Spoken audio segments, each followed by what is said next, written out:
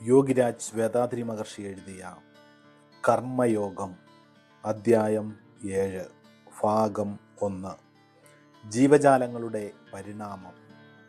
പ്രപഞ്ചത്തിൻ്റെ പരിണാമത്തെക്കുറിച്ചാണല്ലോ കഴിഞ്ഞ അധ്യായത്തിൽ നാം പരിചിന്തനം ചെയ്തത്. പ്രസ്തുത വിഷയത്തിൻ്റെ തുടർച്ചയായി ജീവജാലങ്ങൾ എങ്ങനെ ആവിർഭവിച്ചുവെന്ന് നമുക്ക് പരിശോധിക്കാം. ഏതിൻ്റെയും അടിസ്ഥാനമായ ഊർജകണങ്ങളിൽ നിന്ന് പ്രപഞ്ചത്തിലെ നക്ഷത്ര ഗ്രഹലക്ഷങ്ങളിൽ ഒന്നു മാത്രമായ നമ്മുടെ ഭൂമി എങ്ങനെ പരിണമിച്ചുവെന്ന് നാം കണ്ടു കഴിഞ്ഞു. സൂര്യനും സൗരയൂഥവും ക്ഷീരപഥവും നക്ഷത്രപംക്തികളും എങ്ങനെ ഉത്ഭവിച്ചു എന്നറിയാൻ അനന്തമായ പ്രപഞ്ചത്തിലെ ഒരു ചെറുബിന്ദു മാത്രമായ ഭൂമിയുടെ ഉത്ഭവം മനസ്സിലാക്കിയാൽ മതിയാകും. ഇവയുടെയെല്ലാം ആവിർഭാവ തത്വം ഒന്നു തന്നെയാണ്.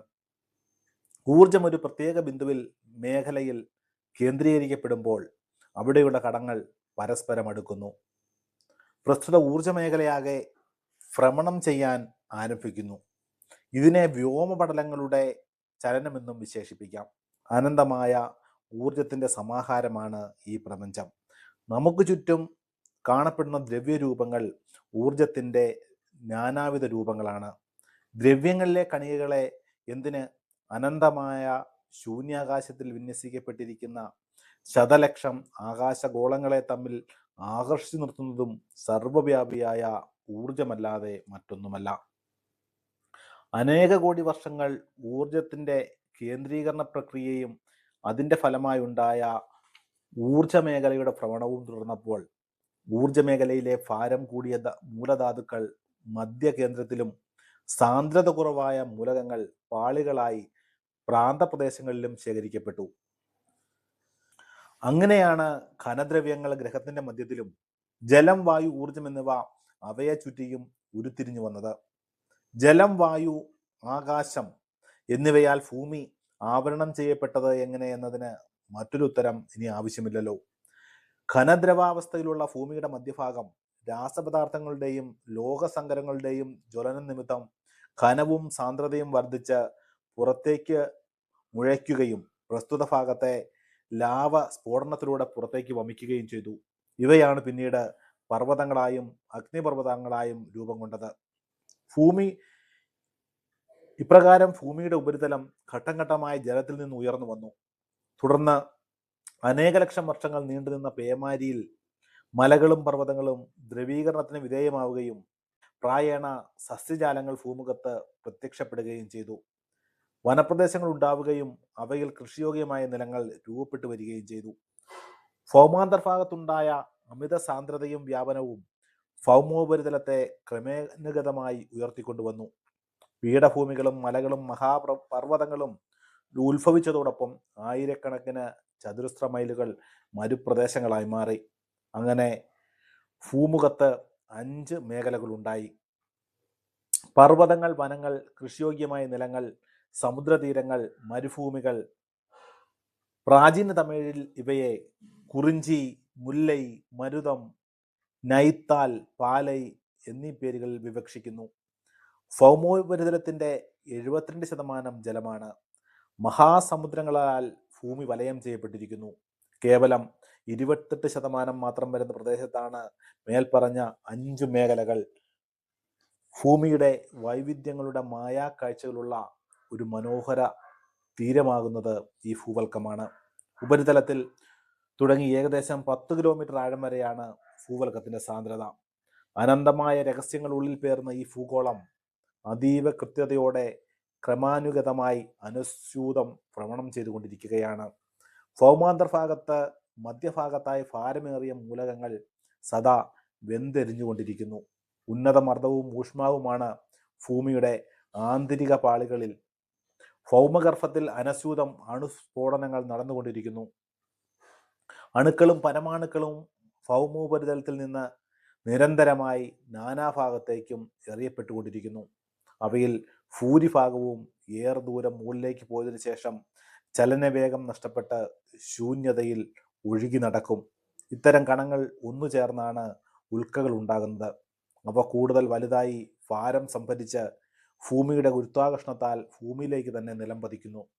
ഇത്തരം ഉൽക്കകളിൽ നല്ലൊരു ശതമാനം ഭൗമാന്തരീക്ഷത്തിൽ പ്രവേശിക്കുന്നതോടുകൂടി വായുമണ്ഡലത്തിന്റെ താപത്തിൽ എരിഞ്ഞു പോകുന്നു.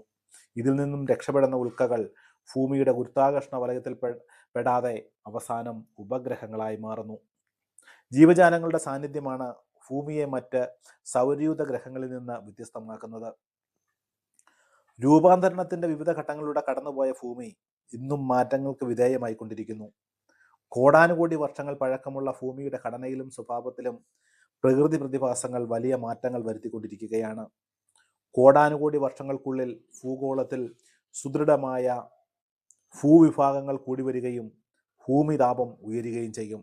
പ്രായേണ സമുദ്രങ്ങളടക്കമുള്ള ജലസ്രോതകൾ വരളുകയും ഘനമേഖല മാത്രം അവശേഷിക്കുകയും ചെയ്യും. ആഗോളതാപനം, അമ്ലമഴ തുടങ്ങിയ മനുഷ്യനിർമ്മിത വിപത്തുകൾ ഉയർത്തുന്ന ഭീഷണികൾ ചെറുതല്ല. ഭൂമിയിലെ താപോൽപാദനം അനുദിനം കൂടിക്കൊണ്ടിരിക്കുകയാണ്. മറ്റു നക്ഷത്രങ്ങളെപ്പോലെ ദിനം പ്രതി ജ്വലനമേറുന്ന നക്ഷത്രമാണ് സൂര്യൻ. സൂര്യന്റെ ജ്വലനം മൂലം കാലക്രമേണ താപം വർദ്ധിക്കുന്നു. ഭൂമിയിൽ ജലാംശം പൂർണ്ണമായും നഷ്ടപ്പെടുകയും ഭൂമി വരണ്ട ഒരു ഗ്രഹമായി മാറുകയും ചെയ്യും. ഇതിന് ഏകദേശം 5 സഹസ്രകോടി വർഷങ്ങൾ വേണ്ടിവരുമെന്നാണ് ശാസ്ത്രലോകം കണക്കാക്കിയിട്ടുള്ളത്. വരൾച്ച ബാധിച്ച് പ്രകൃതിയിൽ ആവാസ വ്യവസ്ഥ അസാധ്യമാകും. ആഹാര ശൃംഖലാജാലം അപ്രത്യക്ഷമാകും. പ്രകാശ സംശ്ലേഷണം അസാധ്യമാകുന്ന ഭൂമിയിൽ പ്രാണവായുവിൻ്റെ ഉൽപ്പാദനം നിലയ്ക്കുകയും ജീവജാലങ്ങൾ നിലനിൽപ്പ് നഷ്ടപ്പെടുകയും ചെയ്യും. ഭൂമി ഒരു നക്ഷത്രമായി പരിണമിക്കും. ഈ പ്രക്രിയയ്ക്ക് ലക്ഷോപലക്ഷം വർഷങ്ങൾ വേണ്ടിവരും. മേൽപ്പറഞ്ഞ വിവരണത്തിൽ നിന്ന് പ്രപഞ്ച പരിണാമം എങ്ങനെയായിരിക്കുമെന്ന് നിങ്ങൾക്ക് സങ്കല്പിക്കാവുന്നതേയുള്ളൂ. പ്രപഞ്ച സൃഷ്ടി സംയോഗമാണെന്നിരിക്കെ അതിനൊരു വിയോഗമുണ്ടാകുമെന്നുള്ളതിൽ സംശയിക്കേണ്ട കാര്യമില്ല. ശാസ്ത്രകാരന്മാരുടെ കണക്കുകൂട്ടലനുസരിച്ച് പ്രപഞ്ചത്തിന്റെ വ്യാസം ഏകദേശം 200 ദശലക്ഷം പ്രകാശവർഷങ്ങളുടെ അകലമാണ്. ഈ വ്യാപ്തി സങ്കല്പിക്കുവാൻ അത്ര എളുപ്പമല്ല. ഒരു നിമിഷത്തിൽ പ്രകാശം 1,86,000 മൈലുകൾ സഞ്ചരിക്കുന്നു. ഈ സംഖ്യയെ 60 കൊണ്ട് ഗുണിക്കുമ്പോൾ പ്രകാശം 1 മിനിറ്റിൽ സഞ്ചരിക്കുന്ന ദൂരം ലഭിക്കും. ഇതിനെ വീണ്ടും 60 കൊണ്ട് ഗുണിക്കുമ്പോൾ പ്രകാശം 1 മണിക്കൂർ സഞ്ചരിക്കുന്ന ദൂരം ലഭിക്കുന്നു. ഈ സംഖ്യയെ 24 കൊണ്ട് ഗുണിക്കുമ്പോൾ പ്രകാശം 1 ദിവസം സഞ്ചരിക്കുന്ന ദൂരം കിട്ടും. ഈ സംഖ്യയെ 365 കൊണ്ട് വീണ്ടും ഗുണിച്ചാൽ ഒരു പ്രകാശവർഷമായി. ഒരു പ്രകാശവർഷത്തെ 200 ദശലക്ഷം കൊണ്ട് ഗുണിക്കുമ്പോൾ പ്രപഞ്ചത്തിന്റെ വ്യാസം നമുക്ക് കിട്ടും. ഹബിൾ സ്കോപ്പ് പോലുള്ള ആധുനിക സാങ്കേതികോപകരണങ്ങളുടെ സഹായത്തോടെ പ്രപഞ്ചത്തെക്കുറിച്ച് മനുഷ്യൻ കൂടുതൽ അറിവ് നേടിക്കൊണ്ടിരിക്കുകയാണ്. 1990-ൽ നാസയുടെയും യൂറോപ്യൻ സ്പേസ് ഏജൻസിയുടെയും സംയുക്ത സംരംഭമായ ഹബിൾ സ്കോപ്പ് ശൂന്യാകാശത്ത് വിക്ഷേപിക്കപ്പെട്ടു. ഭൗമോപരിതലത്തിൽ നിന്ന് 350 മൈൽ അകലത്തിലുള്ള ക്രാന്തവൃത്തത്തിൽ ഈ ദൂരദർശിനി ഭൂമിയെ ഭ്രമണം ചെയ്തുകൊണ്ടിരിക്കുന്നു. ശാസ്ത്ര പഠനങ്ങൾ പ്രകാരം പ്രപഞ്ചത്തിലെ നമ്മുടെ ഭൂമി ഉൾക്കൊള്ളുന്ന താരസമൂഹമായ ക്ഷീരപഥത്തിൽ മാത്രം 100 ശതകോടി ഗ്രഹങ്ങളുണ്ട്. പ്രപഞ്ചത്തിലൊട്ടാകെ സഹസ്രകോടി ക്ഷീരപഥങ്ങളുണ്ടെന്ന് ശാസ്ത്രജ്ഞന്മാരുടെ അനുമാനം. ഈ കണക്കുകൾ ആധുനിക ശാസ്ത്ര സാങ്കേതികോപകരണങ്ങളുടെ സഹായത്തോടെ മനുഷ്യന് നിരീക്ഷിക്കാൻ കഴിയുന്ന പ്രപഞ്ചത്തിനെ കുറിച്ചാണ്. പ്രപഞ്ചം ഒന്നേയുള്ളൂ. യൂണിവേഴ്സ് എന്ന സംജ്ഞയിൽ നിന്ന് ശാസ്ത്രകാരന്മാർ നാനാപ്രപഞ്ചങ്ങളുടെ സാധ്യതകളെക്കുറിച്ചാണ് ഇന്ന് പരിചിന്തിക്കുന്നത്. പ്രപഞ്ചം എന്ന ഉണ്മ അഥവാ വാസ്തവികത മനുഷ്യനടക്കം നിലനിൽക്കുന്ന 8 പ്രപഞ്ചങ്ങൾ ഉൾക്കൊള്ളുന്നതാണെന്ന വാദമുഖങ്ങളുമുണ്ട്. പ്രപഞ്ചം സദാ വികസിച്ചുകൊണ്ടിരിക്കുകയാണെന്ന തത്വവും സജീവമായി ചർച്ച ചെയ്യപ്പെടുന്നു. യുഗങ്ങൾ, ചതുർയുഗങ്ങൾ, മന്വന്തരങ്ങൾ, ബ്രഹ്മദിനം, ബ്രഹ്മവർഷം, മഹാപ്രളയം, പിന്നീട് ബ്രഹ്മായുസ്സിനു ശേഷമുള്ള പ്രപഞ്ചത്തിൻ്റെ തിരോഭാവം, അവസാനം പ്രപഞ്ചത്തിൻ്റെ പുനരാവിർഭാവം എന്നിവയിലടങ്ങിയ ബൃഹത്തായ ഭാരതീയ ദർശനം ഇവിടെ ചേർത്ത് വായിക്കുന്നത് വളരെ പ്രസക്തമായിരിക്കും. ഈശ്വരൻ നിത്യ പ്രവൃത്തനായ ദാതാവും അവിടുന്ന് സ്വമഹിമ കൊണ്ട് ബ്രഹ്മാണ്ട പരമ്പരകളെ അവ്യക്തത്തിൽ നിന്ന് പ്രകാശിപ്പിച്ച് കുറെ കാലം പ്രവർത്തിപ്പിച്ച് ഒടുവിൽ സംഹരിക്കുന്നു എന്നുമാണ് ഭാരതീയ തത്വചിന്ത പ്രപഞ്ചത്തിൻ്റെ പിറവിയെയും പരിണാമത്തെയും കുറിച്ച് പ്രസ്താവിക്കുന്നത്. ഈ പ്രപഞ്ചമൊട്ടാകെ ഭ്രമണം ചെയ്തുകൊണ്ടിരിക്കുകയാണ്. പ്രപഞ്ച പദാർത്ഥത്തിലെ ദ്രവ്യരൂപങ്ങളിലെ ഓരോ കണികയും ഭ്രമണം ചെയ്യുന്നു എന്നതാണ് അതിന് കാരണം. ഓരോ കണികയും തനിച്ചായാലും മറ്റു കണികകൾ കൂടിച്ചേർന്ന് ദ്രവ്യമായാലും നിയതമായ ഭ്രമണപഥമുണ്ട്. വർത്തുളമായ ഈ പ്രപഞ്ചമൊന്നാകെ ഒരു ഏകീകൃത മണ്ഡലമായി ഭ്രമണം ചെയ്യുന്നു. അവ ലക്ഷക്കണക്കിന് സംവത്സരങ്ങളുടെ സഞ്ചാരത്തിന് ശേഷം എരിഞ്ഞു തിരിയുകയോ ഉപഗ്രഹങ്ങളായി പരിണമിക്കുകയോ ചെയ്യുന്നു. ഭൂമി സൂര്യന്റെ ഉപഗ്രഹമായി തീർന്നതും ചന്ദ്രൻ ഭൂമിയെ ഭ്രമണം ചെയ്യുന്ന ഉപഗ്രഹമായി തീർന്നതും ഇപ്രകാരമാണ്. സഹസ്രകോടി വർഷങ്ങൾക്ക് ശേഷം ചന്ദ്രോപഗ്രഹത്തെ ഭൂമി ആഗിരണം ചെയ്തേക്കും. സൂര്യൻ ബുധഗ്രഹത്തെയും ശുക്രനെയും പിന്നെ ഭൂമിയെ തന്നെയും ഗുരുത്വാകർഷണ വ്യതിയാനങ്ങൾക്കനുസരിച്ച് ആഗിരണം ചെയ്തേക്കാം.